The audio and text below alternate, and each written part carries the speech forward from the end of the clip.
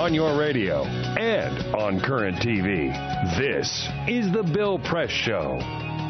Here we go, 20 minutes now before the top of the hour here on this Wednesday morning, May 22nd. It is the Full Court Press. We're coming to you live from our nation's capital.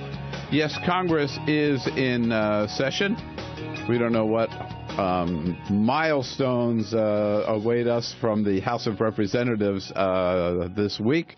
There was important news from the United States Senate yesterday when the immigration bill was passed by a vote of 13-5 out of the Senate Judiciary Committee.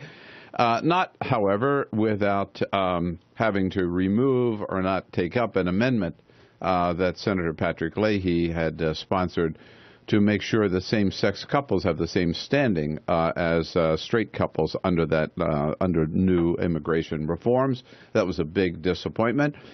Here to talk about everything that's going on down here at the Capitol, just a few blocks from our studio, Congressman Mark Takano, our good friend from California, back in studio with us. Congressman, good to see you. Good to see you again, Bill.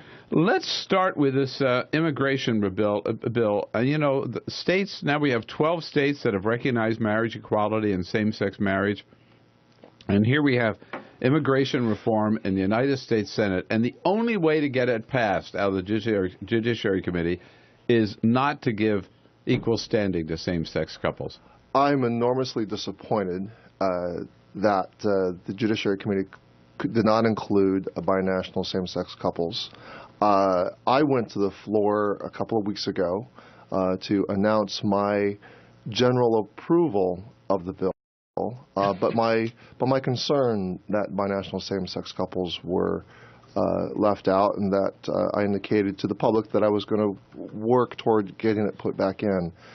This is definitely a serious blow to LGBT people, that it's not in the Senate. My hope is that it'll still come to a vote on the Senate and possibly in the House. Mm-hmm. I'm not sure we can get it in, but I would have preferred that it was included in the comprehensive proposal. And President Obama, I understand, Senator Patrick Leahy, who's very, very strongly supportive of LGBT, the community, and gay rights, and always has been. He said it was with a heavy, heavy heart that he withdrew the amendment, but he also knew he couldn't get the votes. Isn't it stunning to me that, and to you, as an openly gay member of Congress, that Marco Rubio, right, would say, I'm all for this legislation, but if this goes in, it's the poison pill, and I will not support anything else that's in the bill if this one provision is in there. Well, it is remarkable. I speak with young people all the time, young people who are people of color, and I was back speaking to high school students during the last work session. And when I told them the story about my grandfather, who was a dreamer at age 18, who came to this country from Hiroshima, Japan, and the discrimination he faced, he couldn't buy land, he couldn't naturalize as a citizen. His path to naturalization did not get confirmed until 1965, and he never naturalized. He was just too busy earning a living. And there were restrictions on his freedom to marry. There are anti-miscegenation laws, and if he married a Japanese woman who were born in America, she could lose her citizenship. So this memory and this understanding of marriage equality and freedom to marry, goes back to my own ethnic history. And when I tell them, when I heard President Obama talk about Seneca Falls, Selma, and Stonewall in the same breath, while I was on the inaugural platform, I said, that really meant something to me because I'm the first openly gay member of Congress in the state of California. At that point, young people, whether they were in small groups, 30, or a whole class assembly, senior class assembly, they erupted into cheers.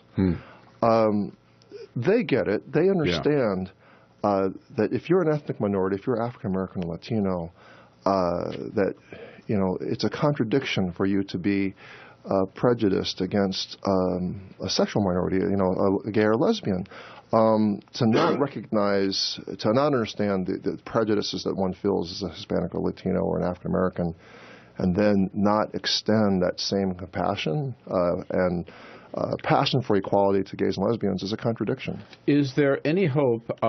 We know that the Congressman John Yarmouth from Kentucky, who's one of the Gang of Eight in the House, was here in the studio last week saying that they'd made a lot of progress. Since then, they've announced, the Gang of Eight in the House, that they've agreed on model legislation. Do you know if this provision is in the House version? I do not know that. I doubt it. I doubt it. I think in the House, I think the House is even a much harder row to hoe. I think it's going to take an enormous amount of votes in the Senate, a significant number of votes in the Senate to really put pressure on the House to do the right thing. That's been the pattern that I've seen in this session of Congress with VAWA, where they passed it by, I think they passed the Violence Against Women Act with 78 votes. And Speaker Boehner was just hard-pressed not to bring the Senate version to the floor. Yeah. And I think immigration reform is going to work the same way. Anyway, things have flipped, really, where it used to be the House was active and pass it over to the Senate, where things sort of bogged down. Now the Senate is moving things and things bogged down in the House. So now an issue that you spoke about yesterday, a very important issue. Maybe a lot of people don't realize that the interest rates on federal student loans set to double at the end of June. All this attention to this is commencement week and all these commencement exercises, graduation exercises, and here the student loans.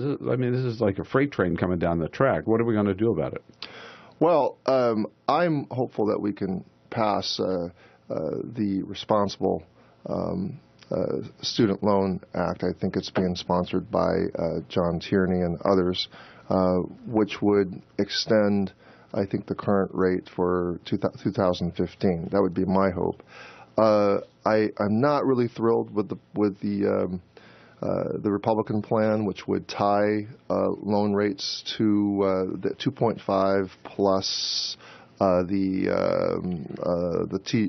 T note for 10 years, the 10-year Treasury note. That would be a variable rate. And over 10 years, that could amount to quite a bit of extra expense for students. It's slightly worse than President Obama's proposal in his budget. Still, the president has, I think, a slightly better plan. I would prefer the plans offered by some of my Democratic colleagues in the House. Which would extend, I think, the current rates for another until 2015. I mean, you talk about speaking to young people, high school students or to college students. I mean, this is a reality, and this is a real burden. Well, which people carry with them for years and years. Bill, I'm a little disappointed that our conversation about college expenses really, at this moment, limited to interest rates. I'd like to get in a broader discussion about the principle of the loan, because the expenses, even for public universities, have grown tremendously. It's hard to believe, it's hard to believe that I'm 30 years out of college, but, I was offered a financial aid package at an Ivy League school at Harvard. I don't think I had more than $15,000, maybe even less, maybe $10,000 in loans that I had to pay off. And that's from an Ivy League school. I don't know, Peter. $15,000 in if you only have $15,000 in loans a day, yeah, you are lucky. Even President Obama talks about the loans that he and Michelle had to pay off for years and years and years. Right, right. I recently, in 2010, I had finished a program at UC Riverside. I didn't get the subsidized Stafford loan. I took out a loan. I was a teacher, and I was looking to get my advanced degree finally, a master's in fine arts and creative writing. I think I racked up about $40,000 in loans for that 2 to 3 year program. 4 years of undergraduate study. Today, I think is just